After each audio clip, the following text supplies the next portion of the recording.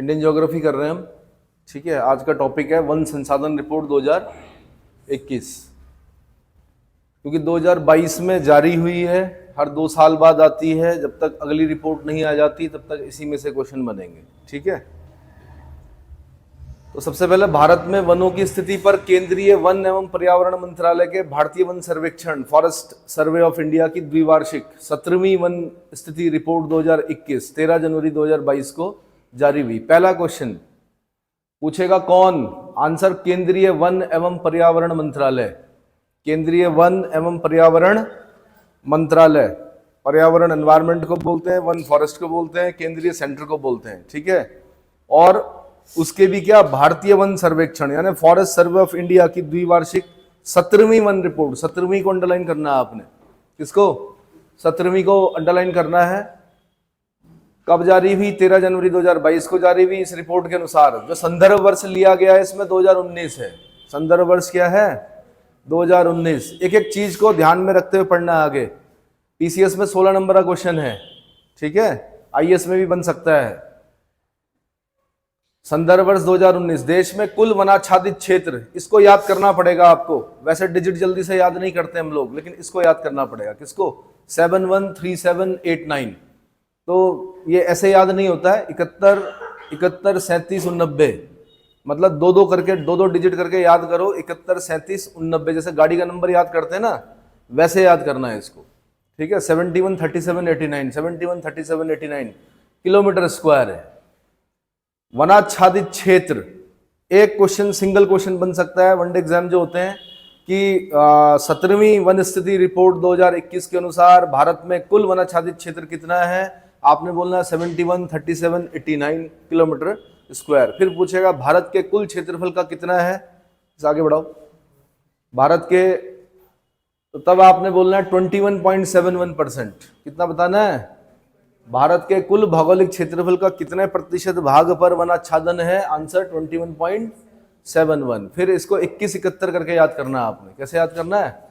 Point पता है आपको कि इतने ज्यादा नहीं हो, 3 डिजिट में नहीं हो सकते वन, 2 ही डिजिट में होते हैं। तो 21 71 21.71%। ज्ञातव्य है कि 2 वर्ष पूर्व अर्थात वन स्थिति रिपोर्ट 2019 में यह 712249 यानी 21.67% वर्ग किलोमीटर था। इसका मतलब क्या हुआ? बड़ा है। यहाँ पे आपने एक काम और करना है, 2019 में जितना था उसे माइनस करना है। किससे? 2021 से। ठीक है, तो किलोमीटर स्क्वायर में भी अंतर निकालना है कितना बड़ा है, और परसेंटेज में भी आपने क्या करना है। तो परसेंटेज में तो पॉइंट कितना आ रहा? 0.04% की बढ़ोतरी हुई है। इस प्रकार इन 2 वर्षों में वन क्षेत्रफल में 1540 वर्ग किलोमीटर। ये 0.22 क्यों बोल रहा भाई? 11 में से 7 गए 4, 0.04 आना चाहिए था। इस प्रकार इन 2 वर्षों में वन क्षेत्रफल में 1540 वर्ग किलोमीटर और 0.22 हो सकता है अंतिम रिपोर्ट के हिसाब से हो, है ना। इस रिपोर्ट के अनुसार देश में कुल वनावरण और वृक्षावरण, फॉरेस्ट एंड ट्री कवर कितना है? 809537। फिर दोबारा इसको याद करना पड़ेगा भाई, इसको याद करना पड़ता है। ठीक है, किलोमीटर स्क्वायर। जल्दी से मैं डिजिट याद करने के लिए नहीं बोलता हूं, पर जहां पर बहुत जरूरी होता है, अति आवश्यक होता है, वहां पर मैं बोलता हूं डिजिट याद करनी पड़ेगी, क्योंकि सिंगल क्वेश्चन बनता है जो कि देश के कुल भौगोलिक क्षेत्रफल का कितना? 24.62। अब ध्यान रखना, वनाच्छादन को अलग याद करना है, वनावरण एवं वृक्षावरण, वृक्षों का आवरण, वनों का आवरण, वो अलग याद करना है आपने। वो डिजिट याद करनी, सब याद करने का है। ठीक है, समझने का कुछ नहीं है इसमें अभी। ISFR 2021 के अनुसार देश में कुल वृक्षावरण, ट्री कवर 95748 वर्ग किलोमीटर है, जो देश के कुल भौगोलिक क्षेत्र का 2.91% है। वृक्षावरण, ट्री कवर कितना है? ये ISFR की रिपोर्ट है। ISFR को फुल फॉर्म निकालिए। इंडिया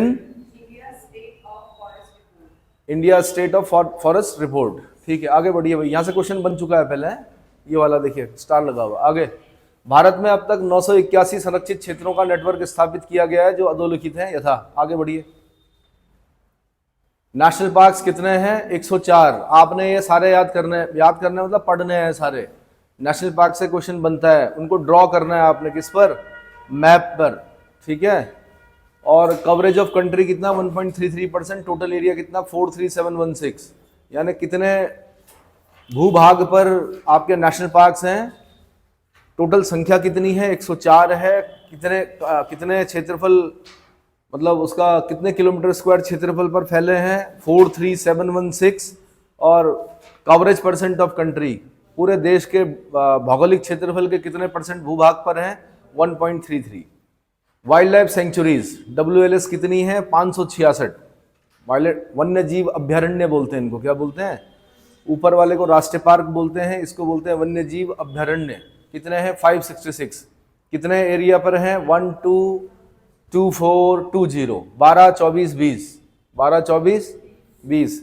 और खासकर अगर आप फॉरेस्ट रेंजर और कंजर्वेटर और अगर IFOS जैसी परीक्षाएं अगर आप दे रहे हैं तो फिर तो आपको ये याद करना ही पड़ेगा पूरा, ठीक है।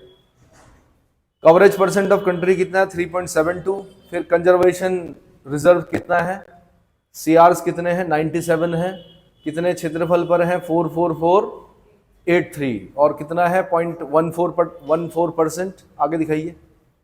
कम्युनिटी रिजर्व्स कितने हैं 214, ये ध्यान रखना खाली है, ये वाला 97। उत्तराखंड में कितने हैं, उत्तराखंड में कितने हैं कंजर्वेशन रिजर्व्स उत्तराखंड का अलग याद करना आपने, ठीक है, सॉरी। कम्युनिटी रिजर्व्स कितने हैं 214 हैं, 1304 किलोमीटर स्क्वायर पर हैं, 0.04% कवर करता है पूरे संपूर्ण देश के भूभाग का। प्रोटेक्टेड एरियाज कितने हैं 981 हैं, 171921, 5.03, ठीक है। Wild life institute of India December 2020। आगे अब फिर ये क्रम पूछेगा, यहां से सीक्वेंस पूछा कि वनावरण क्षेत्रधारी राज्य, सबसे ज्यादा वनावरण कहां है, आपने बोलना मध्य प्रदेश। या तो सिंगल क्वेश्चन बनेगा या फिर 4 पूछेगा शुरू के। क्या पूछेगा कि सबसे ज्यादा वनावरण कहां है। अब ये बस इतना याद रखना 5-5 डिजिट में है, कितने में, सीक्वेंस इंपॉर्टेंट होता है। सबसे ज्यादा कहां है मध्य प्रदेश, इसका याद करना है आपने खाली 10.85, बाकियों का याद करने की आवश्यकता नहीं है। मध्य प्रदेश कर लिया, इसका क्षेत्रफल 77493 कर सको तो बहुत बढ़िया है, और वो बस एक लाइन। फिर अरुणाचल प्रदेश, फिर छत्तीसगढ़, फिर उड़ीसा, फिर महाराष्ट्र। पहले 4 याद कर लो, मध्य प्रदेश, अरुणाचल प्रदेश, छत्तीसगढ़ और उड़ीसा, ठीक है। आगे दिखाइए। 5 न्यूनतम वनावरण क्षेत्रफल वाले राज्य। सबसे कम कहां है वनावरण, आपने बोलना हरियाणा। ये क्वेश्चन बन चुका है पहले, ठीक है। तो जो कृषि वाले राज्य देख रहे होंगे आप, वहां पे वन नहीं है क्योंकि सारे वन काटकर खेत बना दिए गए हैं। हरियाणा हो गया, पंजाब हो गया, गोवा नगरीकृत है, ठीक है, सिक्किम, बिहार। तो ये सबसे कम है कहाँ, हरियाणा में, ठीक है। उससे थोड़ा सा ज्यादा कहाँ है, पंजाब में, वनावरण थोड़ा बहुत जो भी होगा। फिर आगे बढ़िए भाई, इसमें इतना इंपॉर्टेंट है। आगे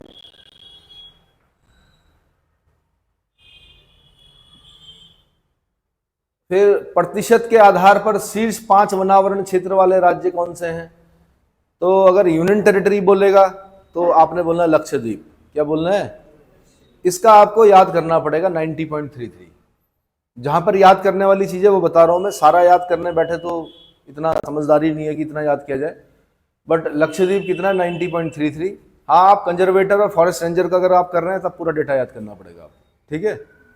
और वो साइंस वाले ही भर सकते हैं उसको, जिनका BSc है वो फॉरेस्ट रेंजर और चीफ कंजर्वेटर के जो फॉर्म आते हैं उनको भर सकते हैं, भविष्य में आएंगे। तो प्रतिशत के आधार पर शीर्ष 5 वनावरण क्षेत्र वाले राज्य और संघ शासित प्रदेश कौन से हैं। तो लक्षद्वीप में 90.33 है। मिजोरम याद रखना है आपने, क्या याद रखना है, मिजोरम में 84.53 है। अंडमान निकोबार आइलैंड पर 81.75। ये आगे का याद नहीं करना, सिर्फ पहले और दूसरे का याद करना है बस। लक्षद्वीप 90.33, मिजोरम 84.53, ठीक है। और अरुणाचल प्रदेश, मेघालय, सीक्वेंस याद कर लेना। अगर सिर्फ राज्यों का पूछा तो आपने बोलना मिजोरम, अरुणाचल प्रदेश, मेघालय। इसका मतलब परसेंटेज के हिसाब से जो उनका आकार है राज्यों का, उस हिसाब से वहां वनावरण बहुत अच्छा है। नॉर्थ ईस्ट के जो राज्य हैं तो MAM ऐसे याद कर लीजिए राज्य। और अगर केंद्र शासित प्रदेशों के साथ याद करने हैं तो उसकी जो पहले वो होते हैं LMAAN कर दीजिए, अंडमान निकोबार को AN कर दीजिए, फिर AP कर दीजिए, फिर M कर दीजिए, MG कर दीजिए मेघालय को, और उसका फॉर्मूला याद कीजिए, ठीक है। अगला वनों का वर्गीकरण। ये शॉर्ट क्वेश्चन आएगा आपके पास। क्या आएगा? छोटा क्वेश्चन आता है।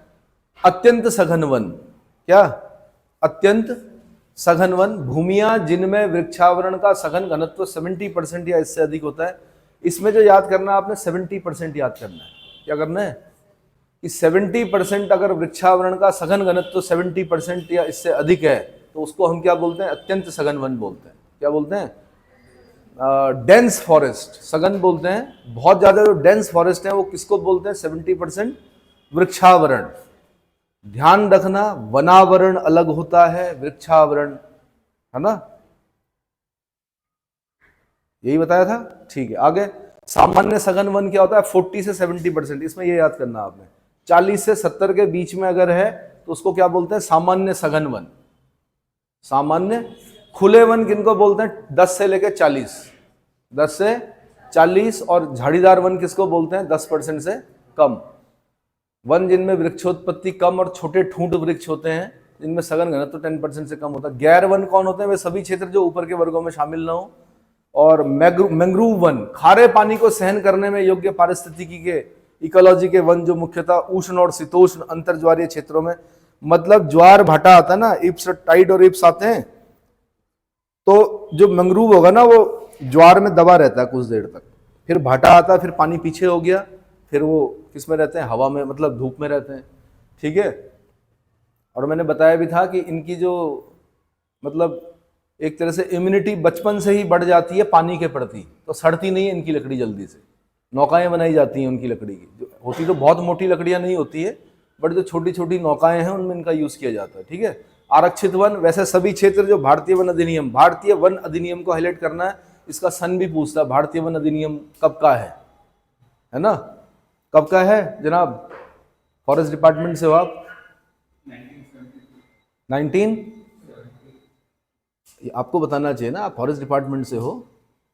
ठीक है, चलो जी। तो वैसे सभी क्षेत्र जो भारतीय वन अधिनियम या राज्य वन अधिनियम के प्रबंधन मतलब मैनेजमेंट के अंतर्गत पूर्ण रूप से संरक्षित हैं। बिना अनुमति के आरक्षित वनों में सभी प्रकार के क्रियाकलाप पर रोक लगी हुई है। आपने आरक्षित वन की ये डेफिनेशन याद करनी है। बिना अनुमति के, इसको बिना अनुमति के आरक्षित वनों में सभी प्रकार के क्रियाकलाप पर रोक। ना लकड़ी ला सकते हो, ना क्या पशु चरा सकते हो बिना अनुमति के। आपने देखा होगा स्थानीय लोगों और वन विभाग के बीच में क्या चलता रहता है? मतलब स्थानीय लोगों के जो शत्रु हैं वो कौन है? और क्यों है? क्योंकि भाई उनकी आवश्यकताएं वनों से पूरी होती हैं। वन विभाग रोकता है कि नहीं भाई यहाँ ये नहीं करना है आपने, तो क्या होता है? फिर लड़ाइयाँ होती, मतलब क्या होता है उनके बीच में? विवाद होता है, विवाद की स्थिति उत्पन्न होती है। ठीक है। वीडियोस देखते होंगे आपकी, महिलाएं उत्तराखंड में घास ला रही थी, वन विभाग ने क्या कर दिया? पकड़ लिया, उनका घास छीन लिया, उनकी लकड़ी छीन ली, है ना? तो फिर क्या होता है? फिर वो आजकल तो आपको पता ही है, वीडियो बनने में देर लगती नहीं, फिर वो सर्कुलेट होता है, फिर बड़ी निंदा होती है। लेकिन वन विभाग अपनी जगह पर गलत नहीं है, वो लोग भी अपनी जगह पर गलत नहीं है। नीतियों की कमी क्या है? नीतियों की कमी है। वन विभाग का प्रथम जो वो है क्या कर्तव्य है, वह है वनों को बचाना। अब वो किस तरह से बचाएंगे? मानवीय क्रियाकलाप होंगे तो वन नष्ट हो जाएंगे, और उनका भी सदियों से क्या है जो आवश्यकताएं हैं वो वनों से पूरी होती हैं। तो कुछ एक क्षेत्र ऐसा होना चाहिए वैसे, कि जैसे पहले होता था कि गांव के लोगों के एक प्रकार के वन होते थे, वो उससे दोहन करते थे जो भी, और उनकी रक्षा भी वही करते थे उन वनों की, है ना? तो क्योंकि उसको भी वन भूमि के अंतर्गत ले आया गया, उस वजह से दिक्कत होती है। संरक्षित वन, आरक्षित, संरक्षित, इन दोनों को इंग्लिश में देखिए क्या बोलते हैं। रिजर्व फॉरेस्ट, आरक्षित वन जो होंगे वो रिजर्व फॉरेस्ट होंगे, और संरक्षित वन जो होंगे वो कैसे होंगे? कंजर्व से बना होगा कुछ, है ना? Conserve forest. वे सभी क्षेत्र जो भारतीय वन अधिनियम या राज्य वन अधिनियम के अंतर्गत कुछ सीमा तक संरक्षित वनों में के अंतर्गत आते हैं। कुछ सीमा तक संरक्षित वनों में जब रोक नहीं हो तो सभी तरह के क्रियाकलापों की अनुमति रहती है। सभी तरह के क्रियाकलापों की अनुमति रहती है। अभी देखो नंदा राजजात शुरू होने वाली है। अगर आप अभी, वैसा बता रहा हूं मैं, एक एग्जांपल दे रहा हूं, उत्तराखंड में विश्व की सबसे लंबी धार्मिक यात्रा कौन सी? 280 किलोमीटर की नंदा राजजात है। अगर आप अभी जाओगे, माना आपको नरकंकालों की भूमि देखने जाना है रूपकुंड, तो आपको पे करना पड़ेगा पर डे के हिसाब से, किसको? वन विभाग को। लेकिन जब नंदा राज चलेगी तो फ्री होता है, कोई भी क्या नहीं पड़ता उसमें, है ना, क्योंकि धार्मिक यात्रा है तो वहां पर वन विभाग को भी अपने नियम क्या करने पड़ते हैं। जबकि क्या है, नंदा देवी बायोस्फीयर रिजर्व है, मना है वहां जाना, क्या है, आप नहीं जा सकते। और अगर आप जाते हो तो पर डे के हिसाब से पर पर्सन क्या पड़ती है, फीस पड़ती है। और कौन लेता है? वन विभाग लेता है। लेकिन धार्मिक यात्रा होगी तो उस समय फीस नहीं ली जाएगी। इतना क्लियर हो गया? तो अगला क्या? अवर्गीकृत वन। अवर्गीकृत वन को क्या बोलते हैं? चेक कीजिए। वर्गीकरण को क्या बोलते हैं? क्लासिफिकेशन। और अवर्गीकृत को क्या बोलेंगे?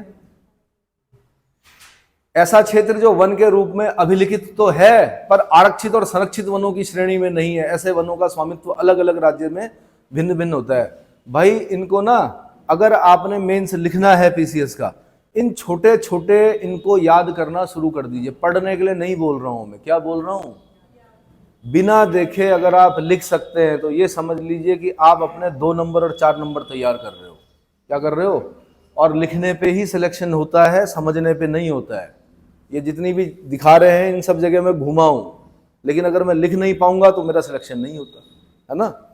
तो ऐसा क्षेत्र जो वनों के रूप में अभिलिखित तो है परंतु आरक्षित और संरक्षित वनों की श्रेणी में नहीं आता है, ऐसे वनों का स्वामित्व तो अलग अलग राज्यों में भिन्न भिन्न होता है। क्लियर हो गया? ठीक है, आगे दिखाइए भाई।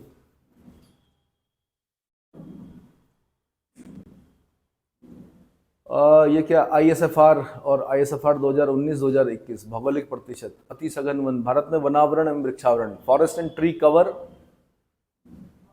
Of India 2021। Very dense forest, VDF बोलते हैं इनको, कितना है क्षेत्र में? देखो मैंने बता दिया। फिर अगर फॉरेस्ट रेंजर, कंजर्वेटर और आईएफओएस भरना है तो पूरा याद करना पड़ेगा। क्या करना पड़ेगा? लेकिन ऐसे वनडे एग्जाम आपने करना है तो ऐसे ही याद करना पड़ता है, कुल वनावरण कितना है ना। और क्रम याद करना पड़ता है। जैसे ये परसेंटेज का क्रम याद कर लीजिए कि सबसे ज्यादा परसेंटेज मुझे खुले वन का दिख रहा है 9.34, फिर मुझे किसका दिख रहा है, मध्यम सघन वन का दिख रहा है 9.33, यानी मॉडरेटली डेंस फॉरेस्ट, एमडीएफ बोलते हैं। और कुल वनावरण जो है, खुले वन जो है उसको बोलते हैं ओएफ, ऑफ ओपन फॉरेस्ट, है ना। तो पुरानी रिपोर्ट से कंपेयर करना है आपने। क्या करना है? जो 2019 की रिपोर्ट है उससे कंपेयर करके 2021 को पढ़ना है। इसको याद करने की आवश्यकता नहीं होती है, सिर्फ इसको याद कर लेना। जो ये बता रहा ना 21.67 था, अब 21.71 हो गया। जो क्वेश्चन बनाएगा वो ये बोलेगा कि जो 21वीं वार्षिक रिपोर्ट है उसके अनुसार कुल वनावरण में, मतलब ऐसे बोलेगा, कुल वनावरण 21.67 से बढ़कर कितना हो गया है, तब आपने बोलना है 21.71, यानी 0.04, लेकिन वहां ऊपर वो 0.22 बता रहा है। ठीक है, उसको चेक कर लेंगे। बाकी ट्री कवर हो गया, कुल वनावरण, वृक्षावरण, total forest cover and tree cover. Forest cover, वनावरण, ट्री कवर यानी वृक्षावरण। भाई फॉरेस्ट में बहुत सारा बड़ा एरिया आ सकता है, उस फॉरेस्ट के बीच में नदी, मतलब एक नाला भी आ सकता है, और उस नाले में ट्री नहीं है तो, लेकिन फिर भी उसको हम क्या करेंगे, फॉरेस्ट कवर के अंदर लेंगे, क्योंकि फॉरेस्ट की लैंड है वो। ठीक है, और फिर जब शुद्ध निकालेंगे भाई ट्री कवर कितना है, इसमें पता चला इतनी बड़ी जगह है, लेकिन जंगल क्या है, सिर्फ इसके 50% भाग पर है, 50% में नदियां, नाले, ये सब चीजें हैं, तो हम उसको फिर क्या बोलेंगे, ट्री कवर बोलेंगे। इतना समझ में आ गया? और अब तो बढ़िया हो गया, अब तो सैटेलाइट से होता है पूरा सर्वे, एक एक चीज एग्जैक्ट आती है, पॉइंट में भी क्या होता है, बिल्कुल सही आंकड़े आते हैं कि है कितना। ये भी पता चल जाता है कितने वनाग्नि से क्या हुए, नष्ट हुए। वनाग्नि समझते हैं? वनाग्नि, अग्नि, आग लगती है जंगलों में, या कितना कटान हुआ है, अवैध कटान कितना हुआ है, ये सब चीजें चेक हो जाती हैं। इसमें मेरे ख्याल से इतना ही है। वनावरण इंपॉर्टेंट है इसमें। आगे ये बता दिया था मैंने, हरियाणा में सबसे कम क्या है, वनावरण सबसे कम हरियाणा में, ये तो बता तो दिया। अब क्या है, यही है, यही है, ऊपर ऊपर ऊपर ऊपर ऊपर, बड़ा कीजिए इसे।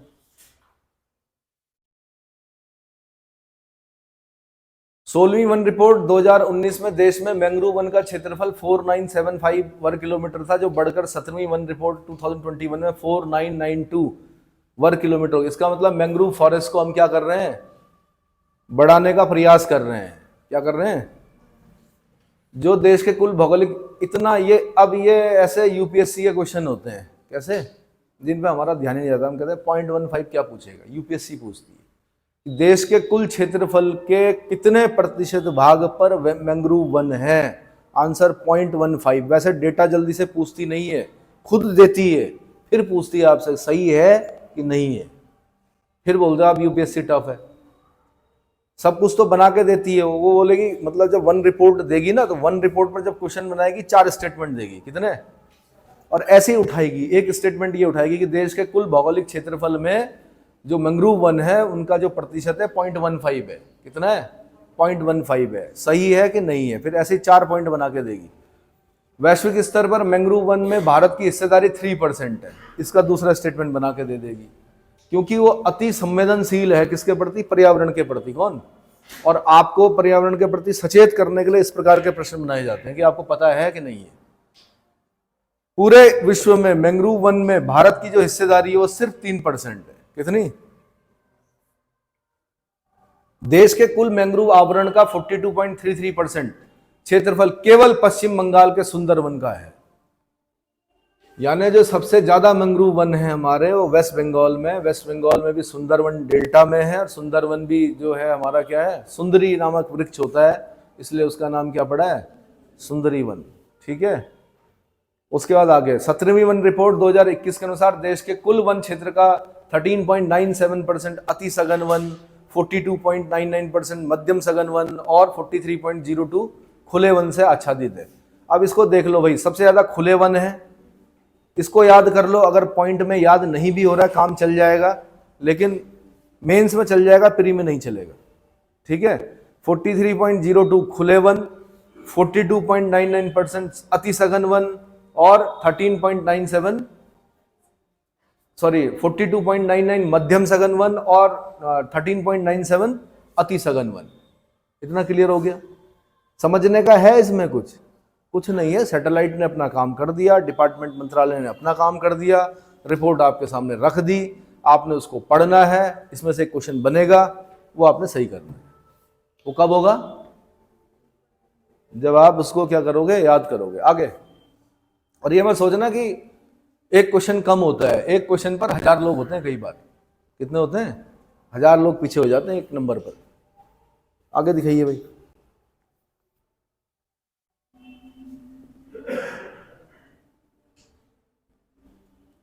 सघन वन एवं खुले वन का सर्वाधिक क्षेत्रफल मध्य प्रदेश में है। ये बड़ा इंपॉर्टेंट है। यूपीपीसीएस 2011, आईएएस 2005 में पूछा जा चुका है। सघन वन एवं खुले वन का सर्वाधिक प्रतिशत कहां पर है? मध्य प्रदेश में। देश के अनुसार, रिपोर्ट के अनुसार देश के कुल 17 राज्य केंद्र शासित क्षेत्र में वनावरण उनके भूभाग का 33% से अधिक है। अब देखो, पर्वतीय क्षेत्रों के लिए अलग होता है और मैदानी क्षेत्रों के लिए क्या होता है? अलग होता है। और ऐसा बोला जाता है कि किसी भी देश के 33% भूभाग पर क्या होने चाहिए? वन होने चाहिए। कितने होने चाहिए? तो 33% भूभाग पर वन है। कितने राज्यों के? 17 राज्यों और केंद्र शासित, मतलब राज्य और केंद्र शासित प्रदेश मिला के बोल रहा है कि 17 राज्य और केंद्र शासित प्रदेश ऐसे हैं जहां पर इस आंकड़े को हम क्या कर रहे हैं? वैश्विक आंकड़ा है ये, कि भाई अगर किसी देश को सही रहना है, मतलब अच्छा माना जाता है अगर उस देश के 33% भाग पर क्या हो? फॉरेस्ट हो, वन हो। तो हमारे 17 राज्य और केंद्र शासित प्रदेश क्या करते हैं? इसको पूरा कर रहे हैं। किसको? 33%। इनमें 5 राज्य केंद्र शासित क्षेत्रों मिजोरम, लक्षद्वीप, अंडमान निकोबार, अरुणाचल प्रदेश और मेघालय में यह भूभाग के 75% से अधिक है। ये बहुत बड़ी बात है, लेकिन इनकी कीमत चुकानी पड़ती है इन लोगों को। क्या? मुख्य धारा से अलग हो जाते हैं। क्या हो जाते हैं? फिर इनके लिए ग्रीन बजट का प्रावधान होता है। भाई मैं पर्वतीय क्षेत्र का हूं, मेरे गांव के अगल बगल सघन वन है और मैं चाहता हूं कि मेरे गांव में रिपोर्ट आए, लेकिन क्योंकि बीच में वन क्या हो रहे हैं, बाधा आ रहे हैं, और माना नेशनल पार्क है और मेरे यहाँ तक सड़क नहीं पहुंच पा रही है, तो मैं मुख्य धारा से क्या हूं, अलग हूं। मैं आपकी तरह क्या नहीं चला पा रहा, गाड़ी नहीं चला पा रहा, मुझे हर चीज क्या करनी पड़ रही है, तो यानी मैं कहीं ना कहीं पिछड़ गया ना, ये कीमत चुकानी पड़ती है इसकी। तो राज्य फिर क्या करता है, इसके एवज में ग्रीन बजट की मांग करता है 2%।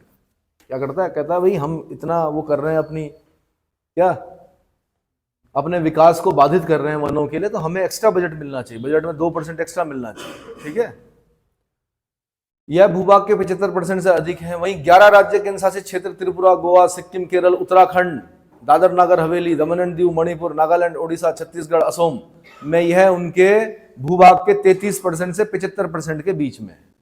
अब जब हम उत्तराखंड की रिपोर्ट पढ़ेंगे तब हमें पता चलेगा वहां पर कितने परसेंट पर क्या है। तो मेरे ख्याल से कितना है राणा जी, याद है ना? तो 33 से 75 के बीच में हम, ठीक है। प्रतिशत के आधार पर शीर्ष 5 वनावरण क्षेत्र वाले राज्य कौन कौन से हैं? प्रतिशत यानी राज्य छोटा है लेकिन उसके बड़े क्षेत्रफल पर क्या है, यानी मिजोरम जो है उसके 84.53 84.53% भूभाग पर क्या है, वनावरण है। क्या है इसका मतलब, मिजोरम क्या है भाई, मिजोरम के यानी सबसे ज्यादा वनावरण वाला राज्य कौन हो गया, फिर मिजोरम हो गया, क्योंकि 84, इसको याद करना पड़ेगा भाई इस वाले को, ये क्वेश्चन बनेगा। अरुणाचल प्रदेश में 79.33, ठीक है। मेघालय, मणिपुर, बाकी क्रम याद कर लीजिए 4 राज्यों का, M, AP, M, Manipur, MP, फिर एमपी तो मध्य प्रदेश भी हो सकता है, एमएनपुर लिख दीजिए, एमएनपी लिख दीजिए कुछ, मणिपुर है ना, ठीक है। आगे शीर्ष 5 वृक्षावरण क्षेत्रधारी राज्य कौन कौन से हैं? महाराष्ट्र 12108, क्षेत्रफल में बहुत ज्यादा दिख रहा है महाराष्ट्र में, क्या दिख रहा है, क्षेत्रफल में बहुत ज्यादा दिख रहा है। राजस्थान, फिर उसके बाद मध्य प्रदेश, उसके बाद कर्नाटक, उसके बाद उत्तर प्रदेश। क्रम याद रखना है आपने इसमें, फिर अगर ये क्वेश्चन बना तो 4 राज्य पूछेगा शुरू के। आगे प्रतिशत के आधार पर शीर्ष 5 वृक्षावरण क्षेत्र वाले राज्य और संघ, चंडीगढ़, दिल्ली, केरल, गोवा, दादर नागर हवेली। पहले वाले का याद कर लीजिए, बाकी सिर्फ क्रम याद रखना है आप। आगे शीर्ष 5 मैंग्रोव क्षेत्रधारी राज्य, ये यूपीएससी के क्वेश्चन होते हैं ऐसे। वेस्ट बंगाल और पश्चिम बंगाल तो सबको पता होता है, पूछेगा पश्चिम बंगाल के बाद तब आपने बोलना गुजरात, क्या बोलना है, गुजरात। फिर गुजरात के बाद तब बोलना है आपने अंडमान निकोबार, फिर आंध्र प्रदेश, फिर महाराष्ट्र। इसको खास ध्यान, अगर मैं क्वेश्चन बनाता तो मैं ऐसा बनाता कि वेस्ट बंगाल के बाद दूसरा राज्य, मतलब शीर्ष मैंग्रोव वन क्षेत्रधारी राज्य कौन सा है, तो मैं बोलता गुजरात। आंसर क्या देता, गुजरात। शीर्ष 5 बांस, बैम्बू मिशन चलाया था नरेंद्र मोदी प्रधानमंत्री जो हमारे हैं, बैम्बू मिशन, बैम्बू पे क्या हो गया था, बैन हो गया था। क्या हो गया था, तो क्या हुआ, पता चला कि भाई अन्य देश तो एक्सपोर्ट कर रहे हैं बैम्बू बना के, तो फिर उसमें कुछ बैम्बू मिशन चलाया गया। नॉर्थ ईस्ट में तो हमारी संस्कृति जो है नॉर्थ ईस्ट की, वहाँ तो डांस भी बांस पर ही होता है ना, बांस लेके ऐसे करते रहते हैं, उसमें पैर वो करने पड़ते हैं, ठीक है। और बैम्बू से बनी हुई बड़ी कलात्मक वस्तुएं बनाते थे, लेकिन जब बैन हो गया तो फिर क्या हुआ, वो जो कला थी वो क्या हो गई, लुप्त होने लग गई। फिर पता चला चाइना तो बहुत कुछ कर रहे हैं, फिर बैम्बू मिशन लाया गया, है ना। तो इसलिए दे रहा है कि बांस क्षेत्रधारी राज्य कौन से हैं। और बांस किस में आती है, ग्रास में आती है, वैसे किस में आती है, ग्रास में आती है, लेकिन उस पर कुछ नियम ऐसे लग गए थे वन के, फॉरेस्ट के, जिसकी वजह से उसको काटना क्या हो गया था, प्रतिबंधित कर दिया गया था। बाद में अब ये बोला गया है शायद कि आप अपना लगा सकते हो, काट सकते हो, है ना। और एग्रेस्टोलॉजी में अध्ययन करते हैं किसका, ग्रास का, study of grass, that is agrostology, UPSC का क्वेश्चन है। सबसे ज्यादा बांस कहाँ, मध्य प्रदेश में, फिर उसके बाद अरुणाचल प्रदेश में, फिर महाराष्ट्र में। अब क्या होगा कि अगर ये क्वेश्चन बन गया, फिर यहाँ से बनाता मैं, तो नॉर्थ ईस्ट की तरफ जाते हैं आप सीधे, लेकिन सबसे ज्यादा बांस कहाँ होता है, मध्य प्रदेश में होता है। कहाँ होता है, ज्यादा बोल रहा हूं मैं क्षेत्रफल के हिसाब से, प्रतिशत नहीं बोला मैंने, क्या बोला, क्षेत्रफल के हिसाब से मध्य प्रदेश, अरुणाचल प्रदेश, महाराष्ट्र, उड़ीसा, असम। आगे जाइए।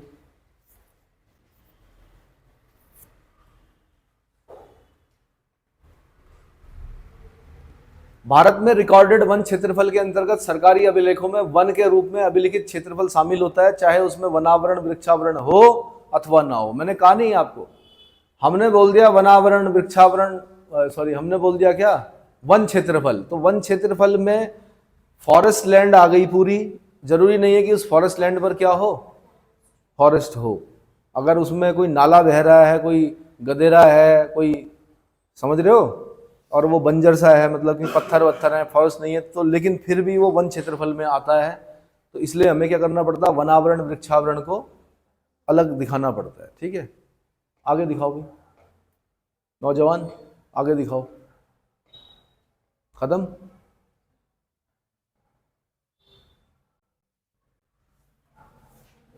रिकॉर्डेड वन, reserve forest, protected forest, unclass forest, अवर्गीकृत वन। इनका क्रम पूछ सकता है कि सही क्रम क्या है, तो आरक्षित वन का इतना है। क्षेत्रफल के हिसाब से पूछेगा कि एरिया वाइज जो रिकॉर्डेड वन है उनका क्रम क्या है। तो reserve forest, protected forest, unclass forest बना के दे रखा उसने सब कुछ, पका पकाया, नोट्स नहीं बनाने आपने। आगे दिखाओ।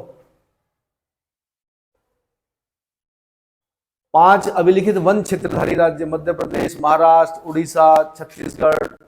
मध्य प्रदेश याद करना आपने, 94689। आगे क्रम याद रखना है इसमें, सीक्वेंस। न्यूनतम 5 अभिलिखित वन क्षेत्रधारी राज्य। अभिलिखित वन क्षेत्रधारी राज्य कौन से हैं? गोवा। इन पर खास ध्यान देना है, ये क्योंकि रिपोर्ट में आप फंस जाओगे अभी। इन पर ध्यान देना है, ये अभिलिखित बोल रहा है, क्या बोल रहा है, इसीलिए उसने पहले ही अभिलिखित रिकॉर्डेड फॉरेस्ट का डेफिनेशन दे दी। तो अभिलिखित में सबसे कम कहाँ है? गोवा। कहां पर? जबकि वृक्षावरण वनावरण में हमने हरियाणा पढ़ा। क्या पढ़ा? हरियाणा पढ़ा। लेकिन अब हम अभिलिखित वन में पूछ रहे हैं, तो तब हम बोल रहे हैं कि सबसे कम कहां? गोवा। सबसे कम कहां? इन्हीं में फंसते हैं बच्चे जो पेपर देने वाले एस्पिरेंट्स होते हैं। आगे आगे बढ़ो भाई।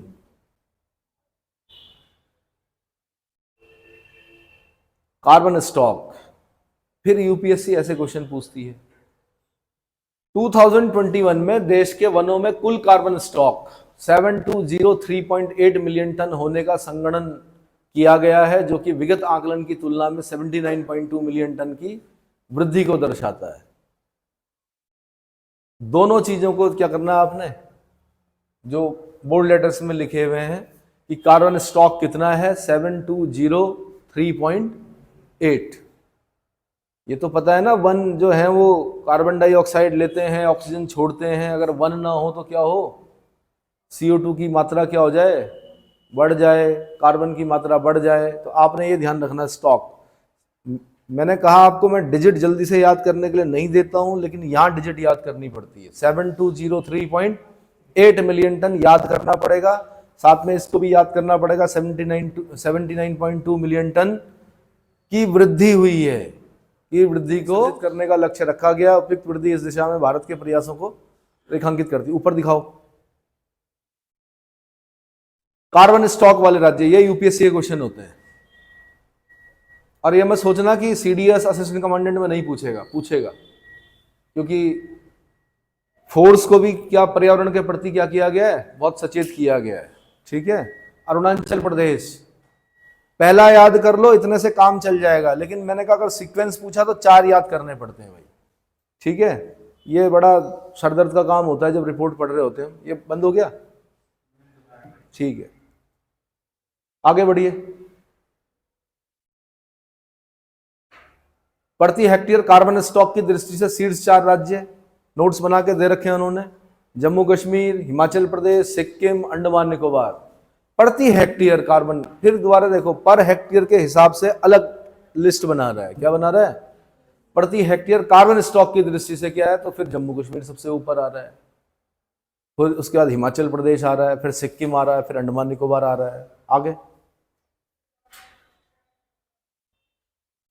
अब ये कुछ संस्थान हैं बड़े, जो कि आपको पता होने चाहिए कि राष्ट्रीय कृषि वानिकी अनुसंधान केंद्र कहाँ है? झांसी उत्तर प्रदेश में है। केंद्रीय मरु क्षेत्र अनुसंधान संस्थान कहाँ है? जोधपुर में है। इसको इंग्लिश में देख लीजिए, राष्ट्रीय कृषि वानिकी अनुसंधान, वानिकी बोलते हैं फॉरेस्ट्री को, कृषि बोलते हैं एग्रीकल्चरल, अनुसंधान बोलते हैं रिसर्च, केंद्र बोलते हैं सेंटर को, राष्ट्रीय बोलते हैं नेशनल को। National agricultural forestry research institute कहाँ पर है? झांसी में है। फिर सेंट्रल मरु क्षेत्र, मेरे ख्याल से एरिड बोल रहा होगा या कुछ और बोल रहा है, डेजर्ट अनुसंधान संस्थान, अनुसंधान बोलते हैं रिसर्च को, संस्थान बोलते हैं इंस्टीट्यूट को, जोधपुर राजस्थान में। इसको देखना क्या बोल रहा है, central desert research institute Jodhpur. फिर राष्ट्रीय वन नीति 1952 और 1988 के अनुसार देश के कुल भौगोलिक क्षेत्रफल के, ये इंपॉर्टेंट है। फिर पूछेगा सबसे इंपॉर्टेंट जो क्वेश्चन बना है सबसे ज्यादा बार, वो ये बना है, नेशनल फॉरेस्ट पॉलिसी 1952, जब देश आजाद हुआ, पॉलिसी जो आई हमारी 1952, बाद में संशोधित होकर 1988 में, उसमें साफ साफ बोला गया कि 33% भूभाग पर वन होने चाहिए। कितने? 33% भूभाग पर वन होने चाहिए। अगर वो क्षेत्र पर्वतीय है तो 66.66% या 67% पर वन होने चाहिए, तभी अच्छा माना जाता है। ठीक है, वन आच्छादित होना चाहिए। वन संरक्षण अधिनियम 1980, इसकी डेट पूछेगा आपसे, जो आपके वनडे एग्जाम है ना, वहां पे ये पूछता है, यही पागल करता है बच्चों को कि बताओ वन संरक्षण अधिनियम कब का? आपने याद रखना 1980 का। राष्ट्रीय वन नीति 1988 बनाया गया। शीर्ष 5 वन क्षेत्र में वृद्धि वाले राज्य कौन से हैं? आंध्र प्रदेश में बहुत ज्यादा वृद्धि हुई है, 647 किलोमीटर स्क्वायर वन क्या हुए हैं? बढ़े हैं। यूपीपीसीएस 2022 में पूछा जा चुका है, ये पूछ लिया उसने। आंध्र प्रदेश में क्या हुए हैं? 647 किलोमीटर स्क्वायर पर क्या हुए हैं? वन बढ़े हैं। उसके बाद तेलंगाना है, उसके बाद उड़ीसा है, उसके बाद कर्नाटक है। आगे बढ़ो अब सीधे। वन क्षेत्र में ह्रास कहां हुआ है सबसे ज्यादा? तो अरुणाचल प्रदेश में हुआ है भाई। सबसे ज्यादा ह्रास भी कहां हुआ है? अरुणाचल प्रदेश में हुआ है। क्यों हुआ है? मुझे ऐसा लगता है कि सड़कों का जो निर्माण हो रहा है या अन्य जो विकासात्मक कार्य किए जा रहे हैं, क्योंकि बड़ा सेंसिटिव स्टेट है, उधर से चाइना है, नेफा बोलता है, अपना बताता है ना।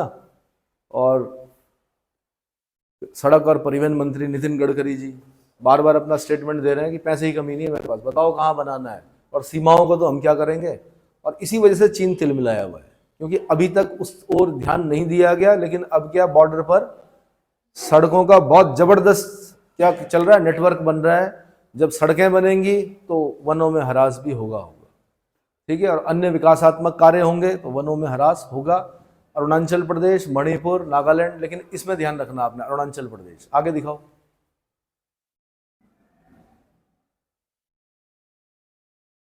भारत में प्रति व्यक्ति वनों का औसत कितना है? 0.2 से अन्य जगहों पर जाओगे आप तो 0.2 से 0.11 हेक्टेयर। ये वनडे एग्जाम, और हो सकता है यूपीएससी एक स्टेटमेंट बना के देते, पूछ ले कि सही है कि गलत है। विश्व में वनों का औसत प्रति व्यक्ति आकलन 0.6 हेक्टेयर है। तो 0.6 के हिसाब से अगर हम देखें तो 0.2 बहुत कम है, 0.2 से 0.11 हेक्टेयर मात्र है।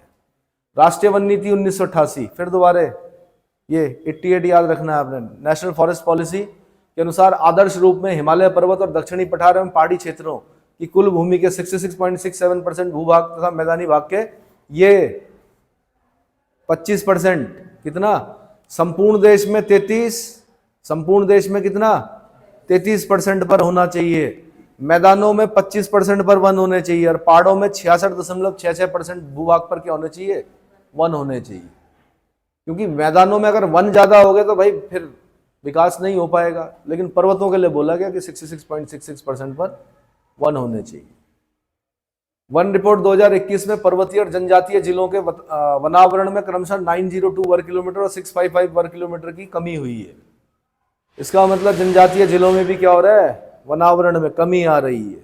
अच्छा नहीं है। ध्यातव्य कि देश के कुल 140 पर्वतीय और 218 जनजातीय जिले हैं। पर्वतीय जिले कितने? 140 हैं। जनजातीय जिले कितने? 218 हैं। पर्वतीय जनजातीय जिलों के संपूर्ण भौगोलिक क्षेत्रफल का क्रमशः 40.17% और 37.53% भाग वनों से आवृत है। आगे बढ़ो। देश के पूर्वोत्तर भाग के 8 राज्यों तथा अरुणाचल प्रदेश, असम, मणिपुर, मेघालय, मिजोरम, नागालैंड, सिक्किम और त्रिपुरा, नॉर्थ ईस्ट के ज्यादा दिख रहे हैं हमको। अरुणाचल प्रदेश दिख रहा है, असोम दिख रहा है, मणिपुर दिख रहा है, मेघालय, मिजोरम, नागालैंड, सिक्किम, त्रिपुरा, है ना, कि कुल भौगोलिक क्षेत्रफल का मात्र 7.98% भूभाग है, जबकि देश के इन राज्यों में देश के कुल वनावरण का लगभग 1/4 भाग स्थित है। ये बहुत बड़ी बात है कि भूमि कम है, 7.98% है, यानी 8% भूमि पर कितने, 1/4 वन है हमारे। 8% भूमि पर अगर मैं 7.98 को 8 मान लूं, तो जो 8 राज्य हैं, 7 सिस्टर्स प्लस सिक्किम, सिक्किम को 7 सिस्टर्स में नहीं लेते हैं, तो 7 सिस्टर्स प्लस सिक्किम का जो भूभाग है वो 8% होता है खाली, लेकिन उस पर कितना है, देश के कुल वनावरण का लगभग 1/4 यानी 1/4 वनावरण इन्हीं राज्यों में है। इन राज्यों में कुल वनावरण इतना वर्ग किलोमीटर की तुलना में इतना कम हो गया है, जो कि इस कुल भौगोलिक क्षेत्रफल का 64.66% है। आगे बढ़ो। देश के विभिन्न वन प्रकार समूह में वन रिपोर्ट 2019 में शीर्ष 3 क्षेत्रधारी वन प्रकार के समूह थे। उष्णकटिबंधीय शुष्क पर्णपाती वन यानी ट्रॉपिकल ड्राई डेसिडुअस फॉरेस्ट, दूसरे थे ट्रॉपिक्ड मॉइस्ट डेसिडुअस वन फॉरेस्ट, और उष्णकटिबंधीय अर्ध आर्द्र सदाबहारी tropical semi evergreen forest 9.27। Percentage का क्रम पूछेगा आपसे, सबसे ज्यादा कौन से हैं, 40.86% क्या है, ट्रॉपिकल ड्राई डेसिडुअस यानी उष्णकटिबंधीय शुष्क पर्णपाती वन। पर्णपाती बोलते हैं जो एक विशेष मौसम में अपने पत्ते, पर्ण मतलब पत्ते, पर्णपाती जो पत्तों को गिरा देते हैं, डेसिडुअस माउंटेन। उष्णकटिबंधीय नम पर्णपाती यानी ट्रॉपिक्ड मॉइस्ट डेसिडुअस, वो कितना है, 17.65% है। उष्णकटिबंधीय अर्ध आर्द्र सदाबहारी ट्रॉपिकल सेमी एवरग्रीन कितने, 9.27। क्रम याद रखना आपने, फिर दोबारा सीक्वेंस, और इसको खास ध्यान देना, इसको याद करना पड़ेगा आपको। ये डिजिट कौन सी, ये वाली, तीनों ही कर दें तो बहुत बढ़िया है, पर इसके ज्यादा आने के चांसेस होते हैं। किसके, जो सबसे ज्यादा है। ISFR 2021 के अनुसार देश के 7 बड़े शहरों यथा अहमदाबाद, बेंगलुरु, चेन्नई, दिल्ली, हैदराबाद, कोलकाता, मुंबई का कुल वनावरण कितना है, 509.72 वर्ग किलोमीटर है। ठीक है, जो कि इन शहरों के कुल भौगोलिक क्षेत्रफल का 10.21% है। इन 7 शहरों में सर्वाधिक वनावरण दिल्ली में है, ग्रीन दिल्ली बोलते हैं ना, सर्वाधिक वनावरण दिल्ली, जबकि मुंबई एवं बेंगलुरु का क्रमशः दूसरे व तीसरे स्थान पर। दिल्ली, मुंबई, बेंगलुरु, ये 3 जगह पर क्या है, वनावरण अच्छा है, और वहां की सरकारें काम भी करती हैं उसके लिए। आगे बढ़िए। विभिन्न राज्य संघ राज्य क्षेत्रों में अवर्गीकृत वन कितने हैं। वैसे तो उसने अलग अलग बना के दे दिया, लेकिन उसने एक पूरी लिस्ट बना के दे दी। इसमें से उसने सीक्वेंस बना के दे रखा है, बॉक्स जो होते हैं, इसलिए मैं बोलता हूँ बॉक्स पढ़ने बहुत जरूरी है। क्या है, क्योंकि इसमें से छांटने लग गए ना तो 2-3 दिन ऐसे ही हो जाएंगे आपके। उसने बॉक्स बना के दे रखे हैं, आप उन बॉक्स को याद करें और फिर इसमें देखें। कहाँ है ये जीरो वर्गीकृत, अवर्गीकृत वन जीरो है कहाँ, दिल्ली में। आगे दिखाओ जरा, इसको दिखाओ और दिखाओ जीरो, और कहाँ है, सिक्किम में, सिक्किम है जीरो, अवर्गीकृत वन। फिर ये क्या है, नागालैंड में कौन से संरक्षित वन जीरो हैं। आगे दिखाओ। हाँ, तो जीरो वाला ना थोड़ा अलग से कंसिडर कर देना, ठीक है। आगे दिखाओ।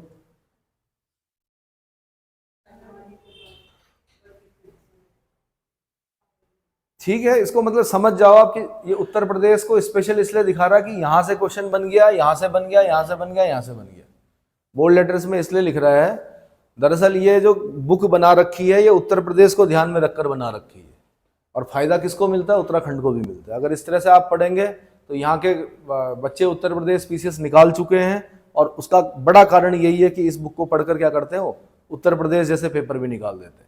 ठीक है, क्योंकि सबसे अच्छा जो पेपर सेट किया जाता है वो उत्तर प्रदेश लोक सेवा आयोग द्वारा किया जाता है। किसके द्वारा, हर जगह से थोड़ा थोड़ा करके क्या करते हैं, पूछते हैं। ऐसा नहीं करते कि एक ही पोर्शन से क्या 10 क्वेश्चन दे दिए या 5 क्वेश्चन दे दिए, और वहां मिस्टेक जो होती है वो चांसेस कम होते हैं। यहाँ पे ऐसा होता है कि क्वेश्चन दिया, फिर आंसर की आई, फिर उस पर अपील करनी पड़ती कि भाई आपका आंसर गलत है आयोग का, फिर उस पर समय बढ़ता ही रहता है, मतलब है ना। फिर हाई कोर्ट जाना पड़ता है, हाई कोर्ट में पूछना पड़ता है, फिर हाई कोर्ट फटकार लगाता है, तो बहुत सारी चीजें हैं। चलो आगे।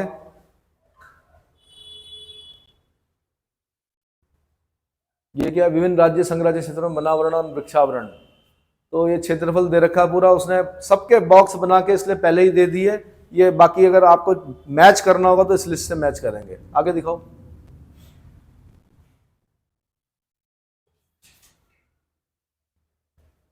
अहमदाबाद गुजरात में कितना है, बेंगलुरु में कितना है? वनावरण देखो ना, बेंगलुरु में, दिल्ली में सबसे अच्छा है। दिल्ली कहाँ गया? 194.24। उसके बाद मुंबई में है, कितना है? ये उसने बॉक्स में बना के दे दिया, 110.77। उसके बाद बेंगलुरु में 89.02। और जगह हाल देखो, अहमदाबाद में 9.41 खाली। तो अहमदाबाद दिल्ली के सामने वनावरण के मामले में क्या हो रहा है? मतलब कंक्रीट का जंगल है इसका मतलब, है ना। बहुत साल पहले गया था मैं अहमदाबाद, 1994 में। और हैदराबाद में भी ठीक ही ठीक है, 81.81% है। लेकिन कोलकाता में देखो ना क्या हाल है, 1.77। अब क्या होता है ऐसी जगहों पे पता है? एक कॉलोनी होती है, उसमें एक पेड़ होता है, उसमें कौवे आते हैं, सब अपने बच्चों को ले जाते हैं दिखाने के लिए, देखो ये कौवे हैं, क्या है, दिखाने ले जाते हैं। तो आप लोग भाग्यशाली हो, आप ऐसी जगहों पर हो जहां क्या है, सुबह उठते ही आपको हरा दिखता है, पूरा ये दिख रहा है, हरा भरा दिखता है। इससे आपकी आंखें क्या रहती हैं? आगे दिखाइए भाई। देश के 14 फिजियोग्राफिक क्षेत्रों यानी फिजियोग्राफिक जोन्स में क्षेत्रफल की दृष्टि से सर्वाधिक वृक्षावरण क्रमशः मध्य उच्च भूमि, पूर्वी दक्कन एवं पश्चिमी तट में है। 14 फिजियोग्राफिक क्षेत्र, फिजियोग्राफिक जोन्स में क्षेत्रफल की दृष्टि से सर्वाधिक वृक्षावरण कहां पर है? आपने बोलना मध्य उच्च भूमि। क्या बोलना है? फिर उसके बाद कहां दिखता है हमें सर्वाधिक वृक्षावरण? कहां दिखता है? सबसे ज्यादा हमें मध्य उच्च भूमि में दिखता है, उसके बाद हमें पूर्वी दक्कन में दिखता है, फिर उसके बाद हमें पश्चिमी तट में दिखता है, वेस्टर्न। और पश्चिमी तट में क्यों दिखाई देता है? मानसून टकराता है ना। पूर्वी हिमालय क्षेत्र में न्यूनतम वृक्षावरण, पूर्वी हिमालय क्षेत्र में न्यूनतम वृक्षावरण को खास ध्यान देना है, क्योंकि यह क्षेत्र अधिकांशतः प्राकृतिक वनों के अंतर्गत आता है। भौगोलिक क्षेत्र यानी जियोग्राफिक जोन्स, मैं यहां से क्वेश्चन बनाता वैसे, अगर आप मेरे से मतलब कि 2 स्टेटमेंट देता मैं। पूर्वी हिमालय क्षेत्र में न्यूनतम वृक्षावरण है 610 किलोमीटर स्क्वायर। कारण मैं बताता, क्योंकि यह क्षेत्र अधिकांशतः प्राकृतिक वनों के अंतर्गत आता है, बस ठीक है। पूछता स्टेटमेंट और असर्शन और रीजन सही है कि नहीं है। भौगोलिक क्षेत्र यानी ज्योग्राफिकल जोन्स के प्रतिशत के रूप में सर्वाधिक वनावरण क्रमशः पश्चिमी तट, ऊपर करो ऊपर। अब परसेंटेज के हिसाब से बोल रहा है, फिर दोबारा किसके हिसाब से? यहां पे ध्यान देना, कर रखा उसने सब कुछ कि परसेंट के हिसाब से सर्वाधिक वनावरण कहां? पश्चिमी तट। क्यों? फिर दोबारा मानसून, पश्चिमी घाट और पूर्वी दक्कन में। इन दोनों को फिर अगर मुझे क्वेश्चन बनाना होता तो दोनों स्टेटमेंट में ऊपर वाला और नीचे वाला ये बना के देता। मैं कहता कितने स्टेटमेंट सही है इसमें, क्या बोलता? कितने स्टेटमेंट सही है। आगे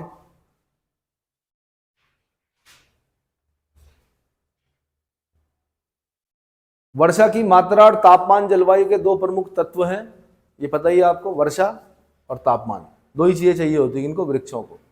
प्राकृतिक वनस्पति पर प्रभाव डालते हैं। भारत में तापमान की अपेक्षा वर्षा की मात्रा का अधिक प्रभाव पड़ता है, क्योंकि वर्षा की मात्रा के अनुसार ही वनस्पति में भिन्नता पाई जाती है। भारत में वन महोत्सव, इसको ये आईएएस का क्वेश्चन रहा है कभी, वन महोत्सव को किसने शुरू किया था? के एम मुंशी ने, डॉक्टर के एम मुंशी।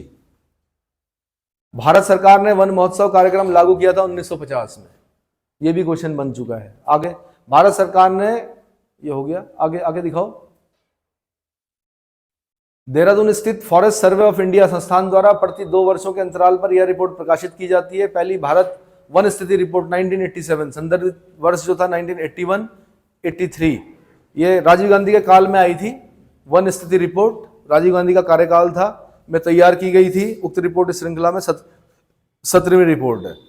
संयुक्त राष्ट्र के खाद्य एवं कृषि संगठन फूड एंड एग्रीकल्चरल ऑर्गेनाइजेशन द्वारा 5 वर्ष में एक बार किए जाने वाला वैश्विक वन संसाधन आकलन, इसको बोलते हैं ग्लोबल फॉरेस्ट रिसोर्सेज असेसमेंट, विश्व के लगभग सभी देशों में वन संसाधन के विषयों में जानकारी प्रदान करता है।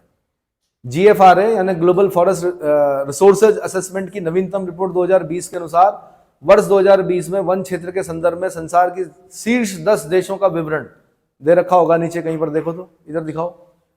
सबसे ज्यादा रूस में होंगे, सबसे ज्यादा रूसी संघ में है, फिर ब्राजील में है, फिर कनाडा में है, फिर USA में। ये 4 याद कर लीजिए, ठीक है। चीन में है, ऑस्ट्रेलिया में, कॉन्गो रिपब्लिक में है, इंडोनेशिया में है, पेरू, फिर भारत।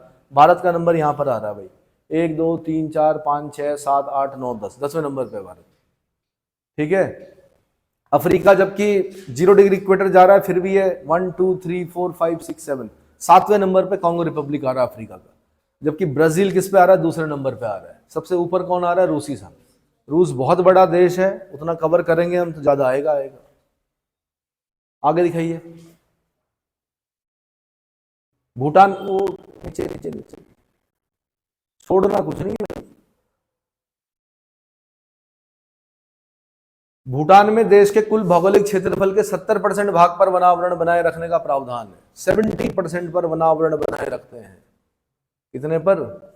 और ध्यान रखना कि घर के आगे अगर वृक्ष होगा ना तो एक अलग प्रसन्नता होगी आपको। क्या होगी? क्यों होगी? क्योंकि आपको वो सब चीज दिखाई देंगे। क्या? गिलहरियां दिखाई देंगी, चिड़िया दिखाई देगी, बंदर दिखाई देंगे, तोते दिखाई देंगे, है ना। फलदार वृक्ष लगाइए, फिर देखिए अपना एक पारिस्थितिकी बनाइए अपने घर के आगे छोटा सा। लेकिन अभी तो होड़ लगी हुई है किस चीज की? किस चीज की? कंक्रीट का जंगल बनाना है, उसी में खुश हैं लोग।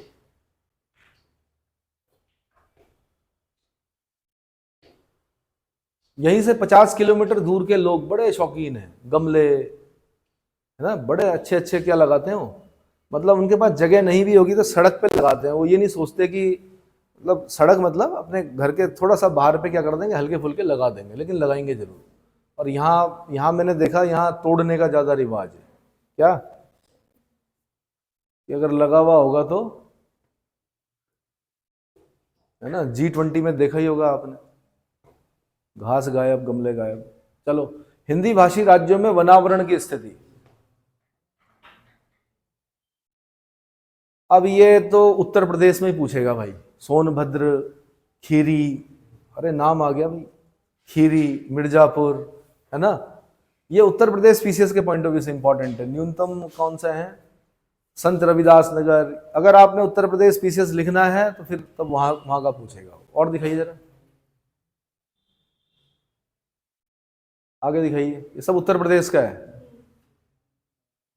ये उत्तराखंड का आ गया। नीचे नीचे नीचे नीचे नीचे नीचे नीचे उत्तराखंड।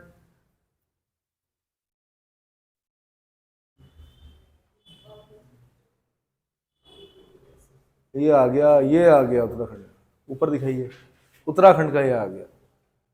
कहाँ है भैया सबसे ज्यादा वनावरण? कहाँ है? पौड़ी गढ़वाल में ही है। हाँ, उसके बाद कहाँ है? नैनीताल में। उसके बाद कहाँ? उत्तरकाशी में। और दिखाओ सबसे कम वनावरण कहाँ होगा? उधम सिंह नगर में होगा। खेती बाड़ी वाली जगह है, जंगल काट दिए गए हैं। हरिद्वार में होगा, है ना। और लेकिन सबसे कम कहाँ है? उधम सिंह नगर में। चलो जी आगे। 3 वनावरण प्रतिशत वाले जिले नैनीताल। शीर्ष 3 वनावरण वाले जिले कौन से? नैनीताल, चंपावत, पौड़ी। आगे दिखाओ। तो ये उत्तराखंड के लिए याद करना है आपने। न्यूनतम वनावरण प्रतिशत वाले जिले उधम सिंह नगर, हरिद्वार, पिथौरागढ़। बस इतना काफी है। इसमें इतना ही दे रखा, बाकी उत्तराखंड में डिटेल होगा। आगे है कुछ इसमें? देखो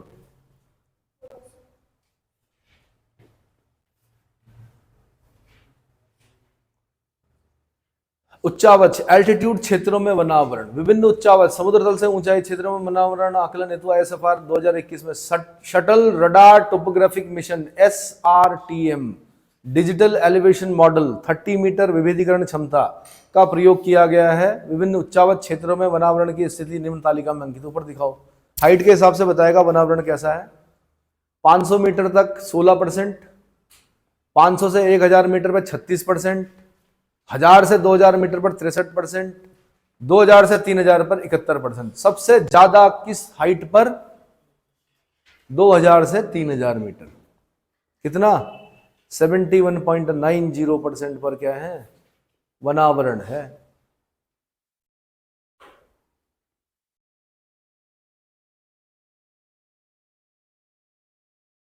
लेकिन अगर कुल वनावरण परसेंट में अगर हम देखें तो सबसे ज्यादा यहीं पर दिख रहा है मुझे, उसके बाद यहां पर दिखाई दे रहा है, उसके बाद यहां पर, ये क्रम से बना हुआ है इतना, है ना। लेकिन भौगोलिक क्षेत्र का परसेंट निकाल रहे हैं तो फिर वहां निकल रहा है 71.90। आगे बढ़िए।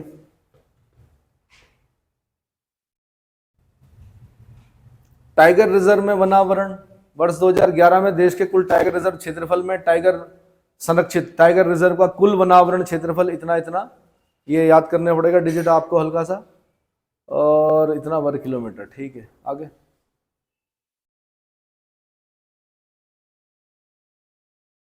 इस प्रकार वर्ष 2011 की अपेक्षा वर्ष 2021 में 22.62 वर्ग किलोमीटर की कमी पाई गई है। इन टाइगर रिजर्व में सर्वाधिक वनावरण क्षेत्रफल की देश है नागार्जुन सागर श्रीशैलम। बताया था ये आंध्र प्रदेश की साइड है, तेलंगाना में है। कहाँ है? आंध्र प्रदेश, श्रीशैल। आगे दिखाओ।